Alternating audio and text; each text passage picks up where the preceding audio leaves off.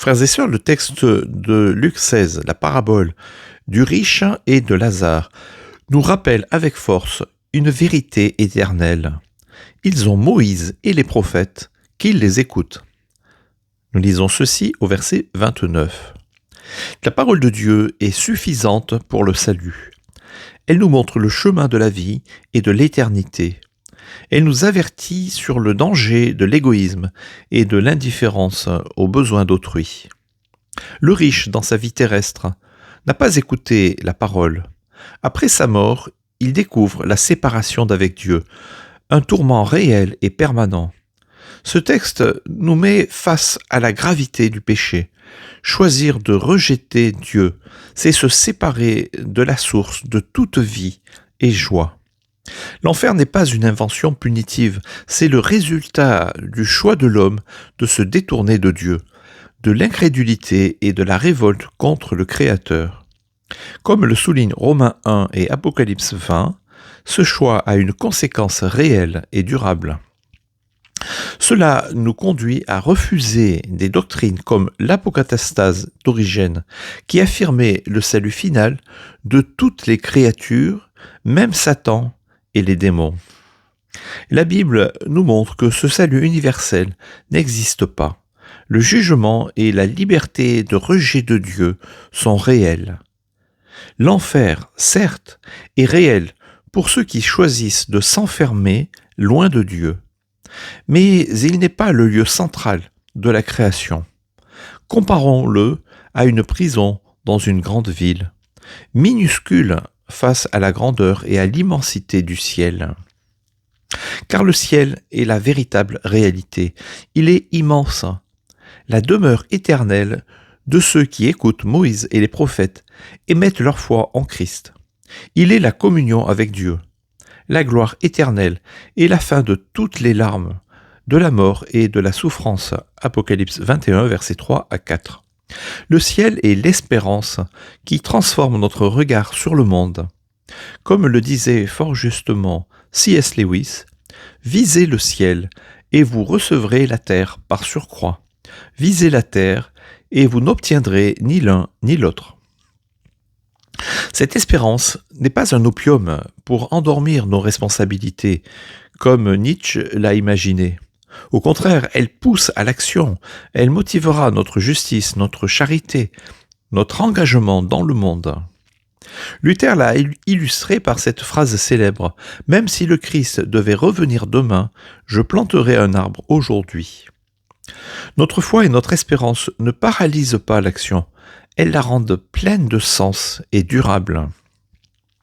Frères et sœurs, le message est clair. La vie éternelle commence dès aujourd'hui, dans l'écoute de la parole de Dieu et dans la fidélité quotidienne. Nos actes, même les plus simples, ont une valeur éternelle lorsqu'ils sont guidés par l'amour et la crainte de Dieu. La vie terrestre est courte et fragile, mais le ciel est immense et glorieux. Ne négligeons pas la parole qui nous conduit vers lui. Soyons des hommes et des femmes d'espérance, transformant le monde par la fidélité et la grâce de Dieu, tout en marchant vers la gloire promise. Moïse, Israël et la continuité de l'élection. Dans notre parabole du riche et de Lazare, Abraham déclare « Ils ont Moïse et les prophètes, qu'ils les écoutent » Luc 16, verset 29. Cette parole nous rappelle que Dieu a confié son trésor au peuple d'Israël, dépositaire des oracles divins. Comme le dit Paul, les oracles de Dieu leur ont été confiés. Romains 3, verset 2. Jean Calvin commente ce passage de Luc en soulignant, je cite, « Par cette sentence, Christ montre que la doctrine de la loi et des prophètes contient amplement tout ce qui est nécessaire pour nous conduire au salut. » Commentaire sur Luc 16, verset 29. Calvin souligne ici que nous devons recevoir avec gratitude ce legs, confié d'abord à Israël. Sans Israël, nous n'aurions pas les Écritures qui nous mènent au Christ. Fin de citation. C'est pourquoi Paul, dans Romains 9 à 11, nous met en garde contre l'orgueil. Israël est l'olivier franc, et nous, les païens, n'avons été greffés que par grâce. Nous devons donc prier pour la conversion d'Israël et reconnaître que les dons et l'appel de Dieu sont irrévocables, selon les termes de Romains 11, verset 29. Le théologien Karl Barth a montré que l'Église vit de la racine d'Israël. Je cite, « L'Église ne peut jamais exister sans Israël, car Israël est le peuple élu de Dieu, qui demeure le porteur de la promesse.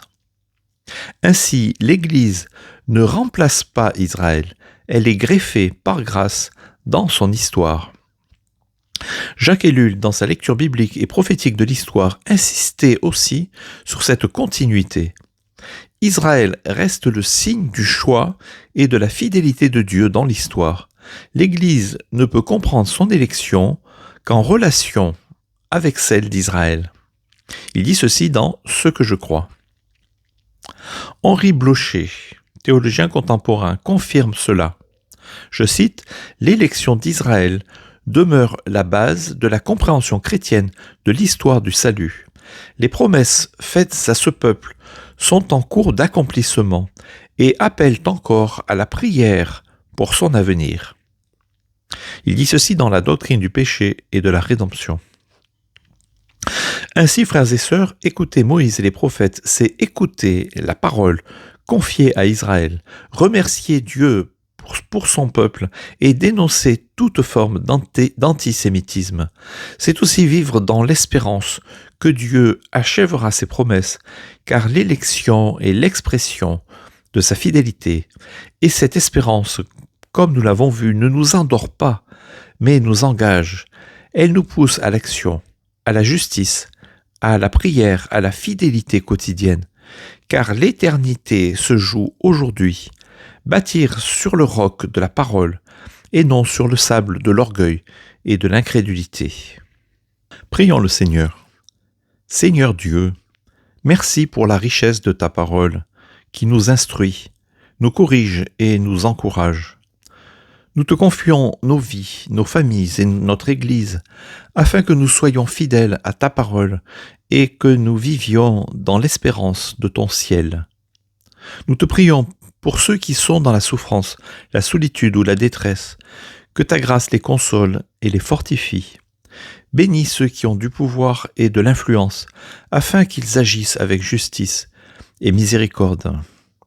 Nous te prions aussi pour ton peuple élu, Israël, pour que les promesses de salut se réalisent selon ton plan, et pour que nous restions humbles et reconnaissants envers ton peuple.